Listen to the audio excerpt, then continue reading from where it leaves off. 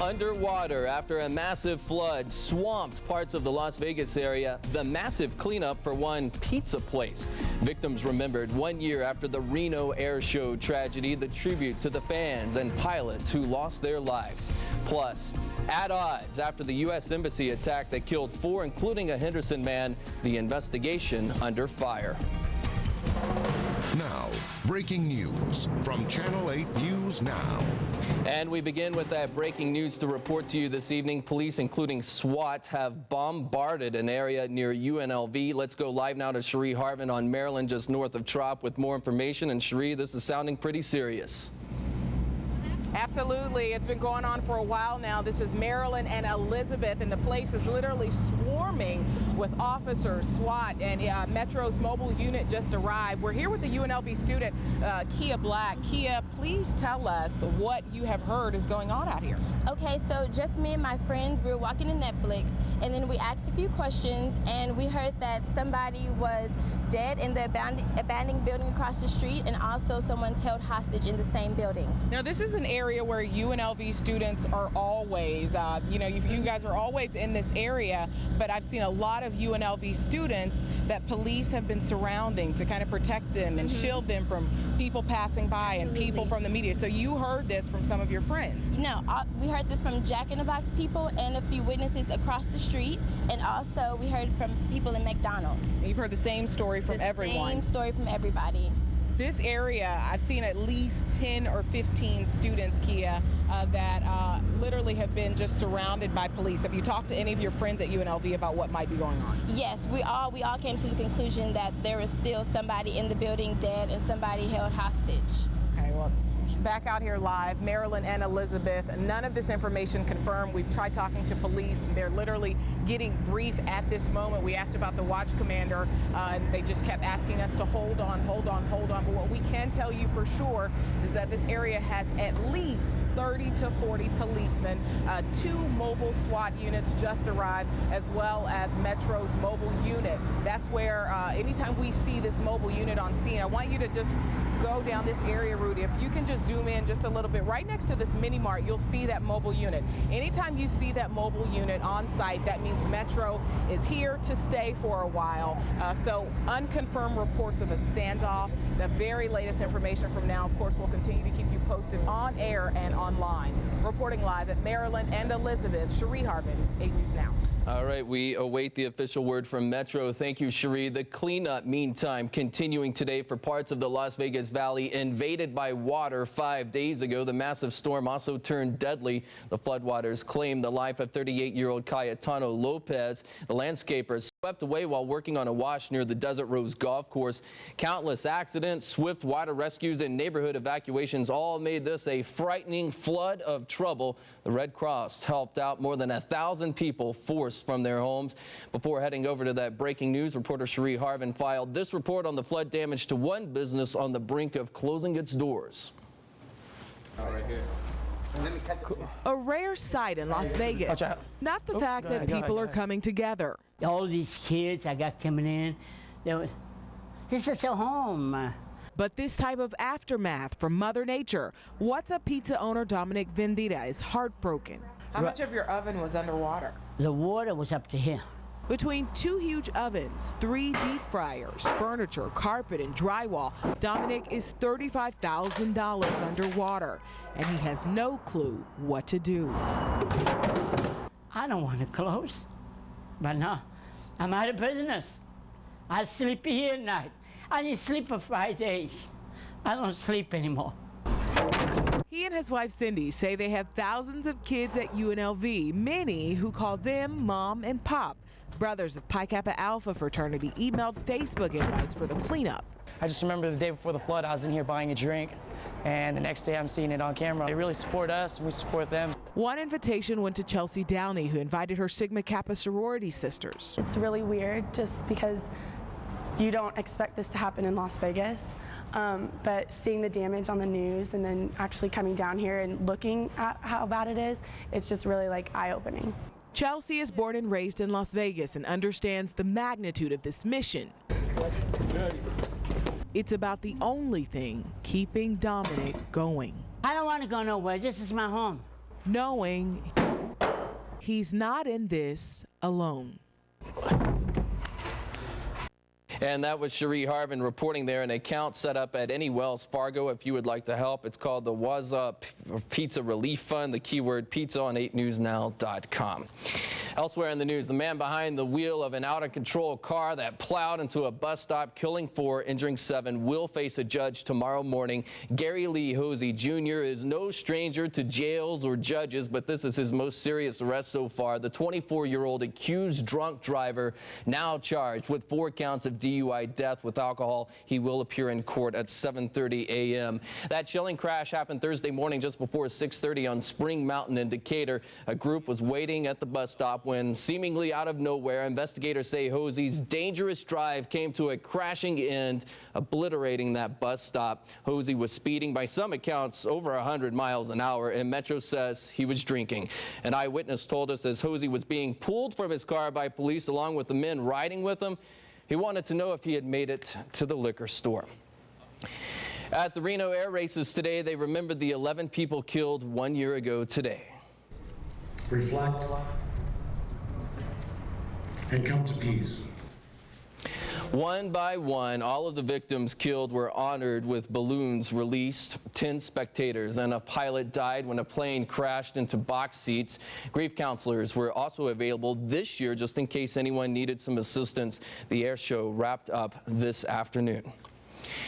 U.S. officials and Libya's president at odds over the brutal attack that killed 4 Americans in Libya this week, including former Navy SEAL Tyrone Woods, who lived here in Henderson.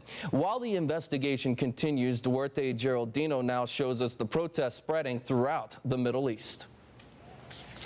Demonstrators burned the American flag and threw rocks at police outside the U.S. consulate in Karachi, Pakistan.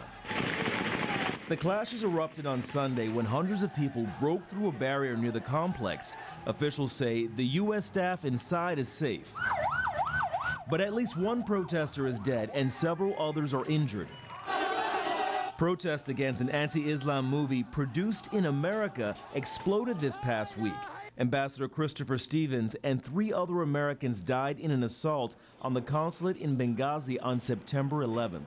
On Face the Nation, U.S. Ambassador to the United Nations Susan Rice said evidence shows that attack began as a spontaneous protest. It's clear that there were extremist elements that joined in and escalated the violence. But Libyan President Mohamed Magriaf disagrees and told Bob Schieffer it was premeditated. The way these perpetrators acted and moved, and they're choosing the specific date for this so-called demonstration. This leaves us with no doubt that this is pre-planned.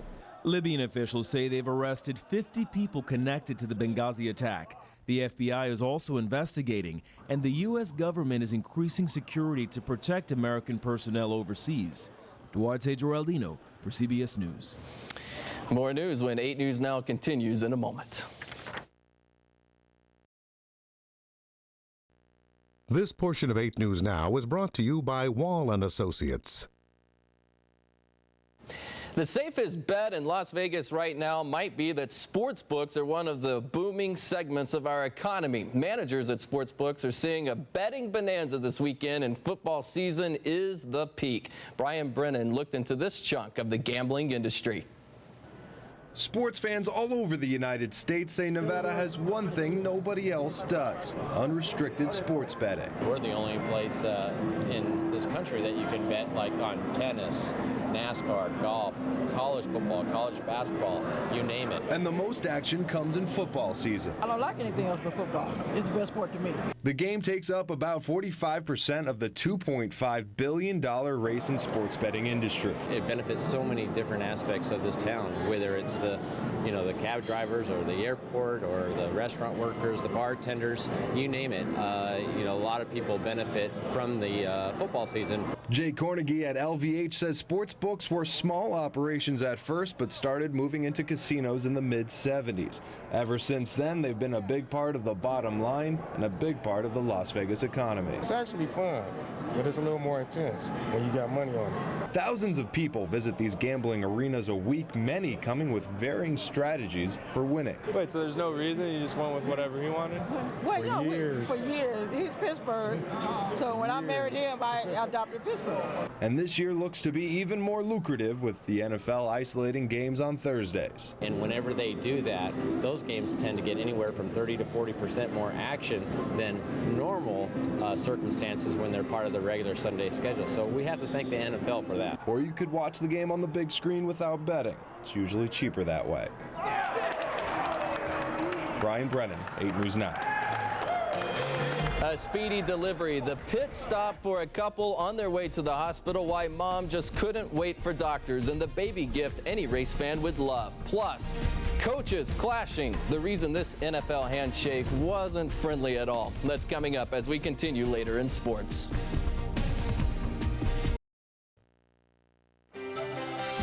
Now, Nevada's first choice for news. This is Channel 8 News Now, Weekend Edition. Looks like no school tomorrow again for kids in Chicago. The Chicago Teachers Union did not vote on a contract offer today, meaning the strike goes on through Tuesday. Teachers walked out a week ago, impacting 350,000 students. Union delegates will meet again on Tuesday. Mayor Rahm Emanuel has blasted the union, saying he will have to sue to end the strike just to get the kids back in school. Union sticking points include teacher evaluations and job security. Yesterday, thousands of teachers demonstrated, pounding the pavement to demand a new contract. It was a speedy delivery for one woman in New Hampshire. Literally, Shauna Arnold went into labor Friday, so she and her boyfriend started driving to the hospital. They didn't get far. When they realized she was about to give birth, they made a pit stop at a racetrack. Arnold and her boyfriend delivered the baby, named Katie, in their car. An EMT at the track then rushed in to help and delivered the couple and the baby to the hospital. As a baby gift, the general manager of the New Hampshire Motor Speedway awarded the baby 2 tickets to NASCAR races for the rest of her life. Not a bad deal. Clark County firefighters arrived just in time to help a Las Vegas mother. Yesterday morning, they delivered Seda Lemus's baby, Kieran Soberanis Lemus. Mom woke up at 5 a.m. and started having contractions. They got so severe that her husband had to call 911. First responders arrived in less than 5 minutes and realized there wasn't enough time to get the mom to the hospital. This is a photo of the whole team, mother and baby, happy at the hospital. They're all back at home tonight. The proud papa tells 8 News Now he's so grateful for the great work of all the firefighters there at station number 17. Cool. Quite a day on the job. Imagine getting home. This is what I did today at work. I hope my wife makes it to the hospital. Right, I know. Not that situation. Yeah. Ted's going to be a proud papa, too. 3 weeks. Yep. We'll see how it goes. Outside right now, though, nice and cool. But, I mean, we've had to deal with some warm daytime. Yeah, we have. But, you know, I think the monsoon's over and done with, buddy. And the last gasp of the monsoon, that happened last week. This week, well, it looks like we're staying dry. Outside, a live look, our camera, courtesy of Mulaski Family Properties. Clear skies today, but temperatures warmed up, and we had a bit of a breeze outside, which is starting to ease off right now. Take a look at the humidity outside, where we're only about 10 to even 9%, drying out, and the dew point, where when we had those severe storms, they were up to 55 to 60 degrees. Look at this, 35 degrees. So that is telling me that, again, the air is drying out. Right now, temperatures in the mid-90s outside at this hour across the valley. Seven Hills at 92 degrees, Jones Smoke Ranch at 93, Boulder City at 90, Sandy Valley at 88 degrees, and Laughlin currently at 96. Here are the highs for the day today. It got up there, upper 90s again throughout the region. 101 for Flamingo and Boulder Highway. Fort Apache Nan at 96 degrees outside of town. Bullhead City at 103, Prim at 97. Prump came in at 95 degrees. The official high for the day today was 96, a digit above our normal at 95. And I think that's where we were at yesterday, too, at 96 degrees. Overnight low at 71.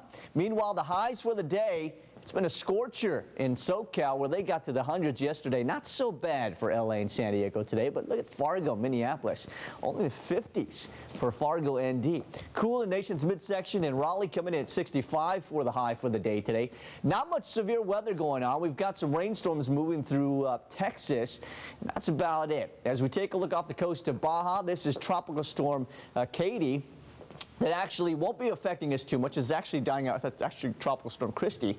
That's actually starting to die out. And what we're looking at now is high pressure, that sinking air that's keeping things dry, not only here, but all the way up to the Pacific Northwest. So that's in place this week, and that means we're going to be completely dry this week. Not going to see any monsoon at all. 72 degrees tonight. 96 for tomorrow, warm and sunny. That puts us right near average for this time of the year. The next several days here, we get up to the upper 90s.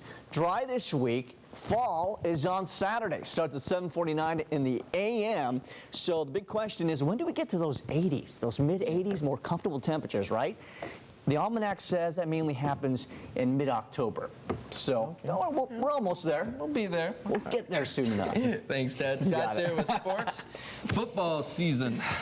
Yes, and we got coaches clashing in the NFL. It's become a part of every football season. Why another handshake was filled with tension. Also ahead, how the Chargers honored the late Junior Seau and the late turnover that made things interesting in New England. Plus, playing a new position, how the Rebels are getting one of their quarterbacks involved in a different way. Sports is next.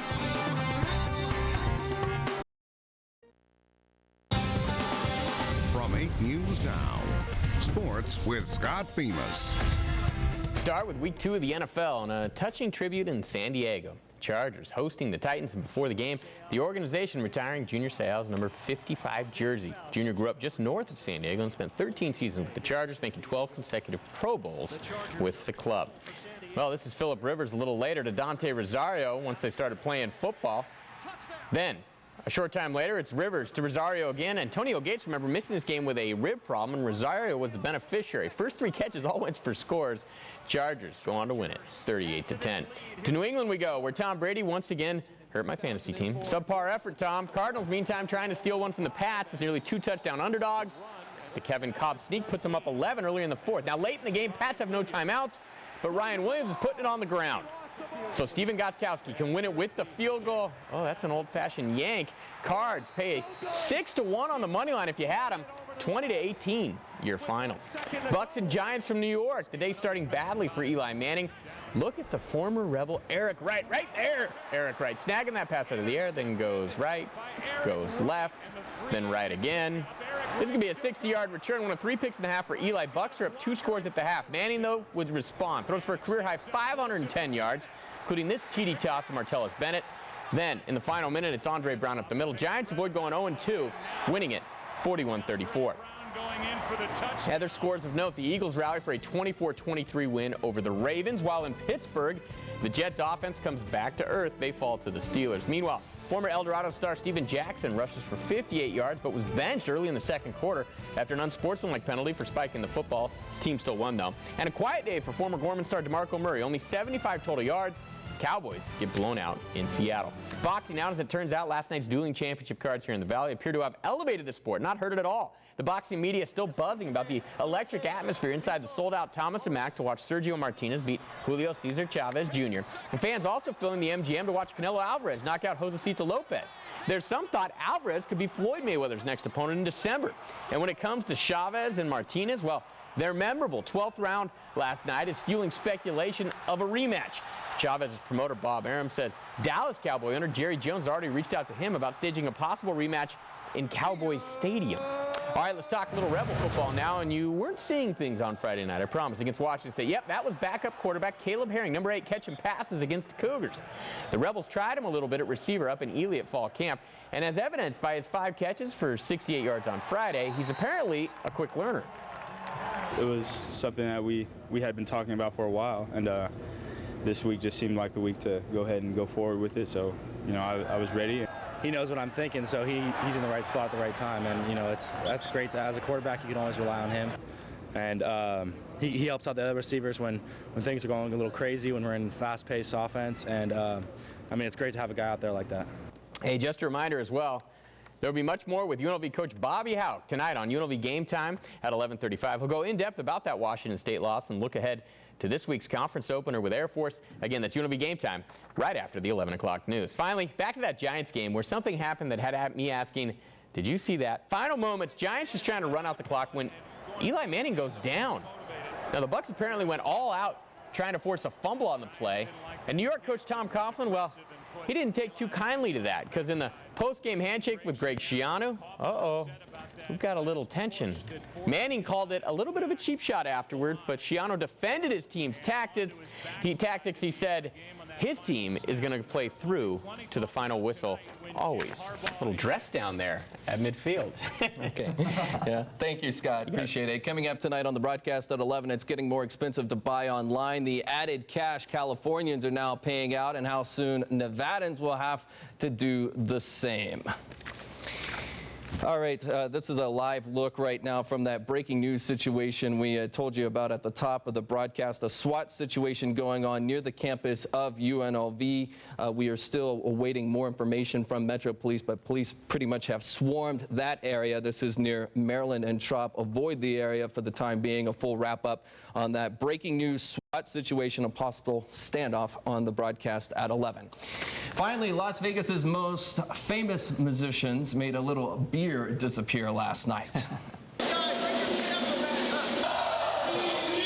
Siegfried and Roy tapped the keg for Oktoberfest at Hofbrauhaus in front of a crowd of about 1,000 people last night. It's a tradition they have taken part in for the past 9 years. It might be a little early for October, but the celebration continues for 6 whole weeks and attracts people from all over the world. A lot of Germans, a lot of Bavarians, and a lot of my friends here, they're from Switzerland.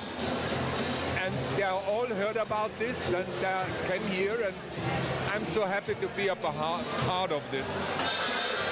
Every Saturday night, a different celebrity will be tapping the keg at Hofbrauhaus, Las Vegas, including Carrot Top, the Pawn Stars, Corey Harrison, Cowboy Luke Snyder, and the Chippendales. Thirsty all of a sudden. Thirsty, and we have a few people here in the studio doing a little dance moves. Yeah, nice job, Dave. I love Oktoberfest. 60 Minutes coming up next. We'll see you back here at 11. Have a good evening.